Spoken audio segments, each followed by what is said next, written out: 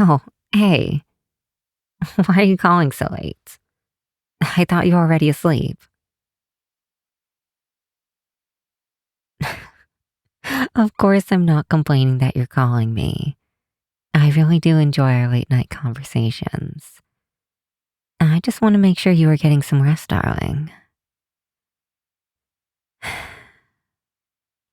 I know how exhausted you get on weeknights.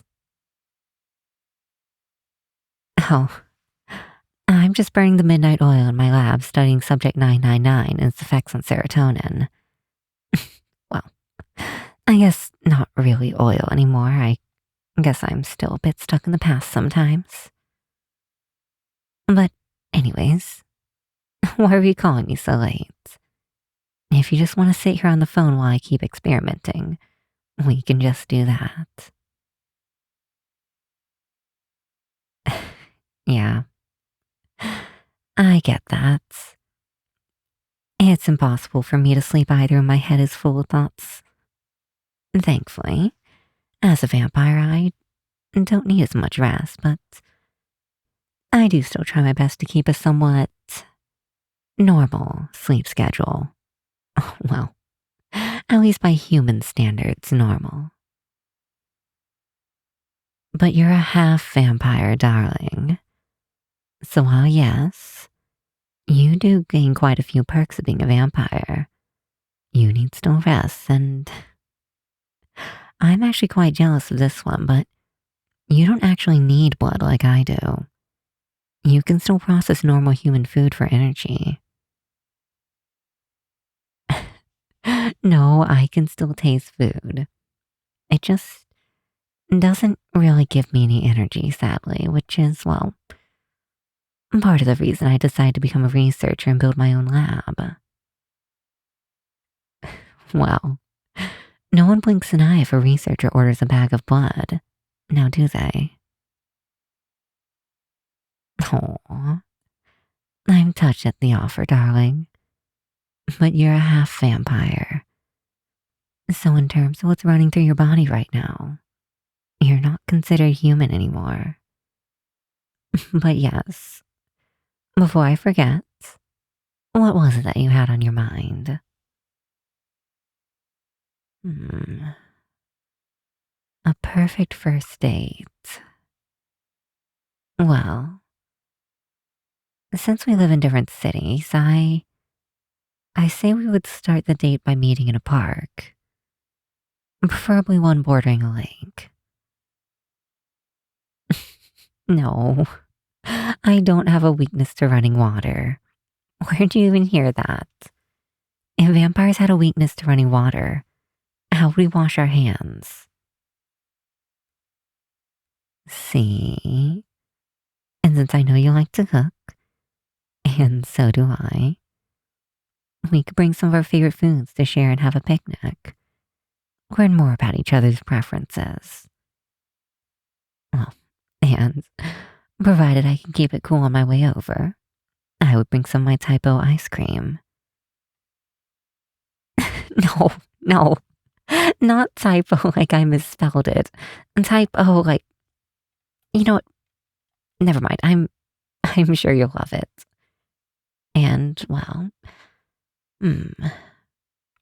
once we're finished eating, or more accurately, nibbling at everything and packing up the leftovers, since I know myself well enough that I know I'll get far too excited and just bring entirely too much food for both of us, and I think I've known you long enough as well to know that you're probably the same way.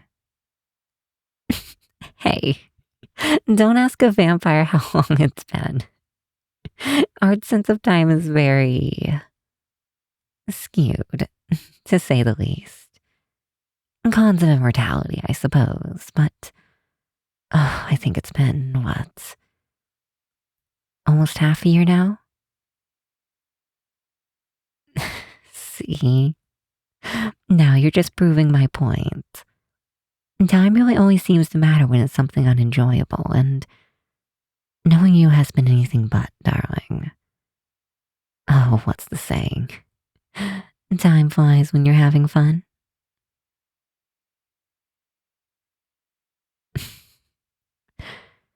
You're right, you're right. I am getting sidetracked. I was answering your question of what the perfect first date would be. Let's see. Well, I suppose after we packed up the leftovers, we could head to a cinema and watch a horror movie, or as I like to call it, a good excuse.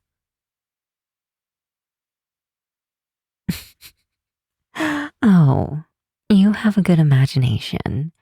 I'm sure you can figure out why I said a horror movie specifically, despite me not being a very big fan of them. But after the movie is over, we can walk around a bit and just browse the storefronts, try on some new outfits. I think you would look good in leather. I think it would bring out almost a vampire hunter vibe now that I'm picturing it in my head. Well, if I was to try out something other than my lab coat, I'd have to say, even though there's no more high life parties for me to attend as a part of society, I do still think a new dress and corset may be in order. No, no. I just think of something a little more modern may be in order. Do you have any idea how much of a pain it is to move in, much less wear one of those dresses? That's what I thought, darling. But once we're done picking out our new attire and leaving the store with 2 more bags than we came in with, well, I don't suppose you would have enough room in your bag to hold onto both of our original outfits. And for one, I know that I wouldn't. The extra space I usually have would be taken up by the leftovers we had for lunch. That's what I thought. And getting to wear new outfits to dinner sounds fun. And then again, deciding on a place we both agree on to eat is a whole other thing. True, true.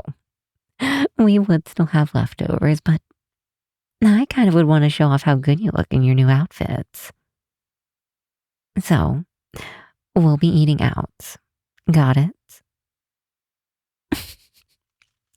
You're so fun to tease, but yes.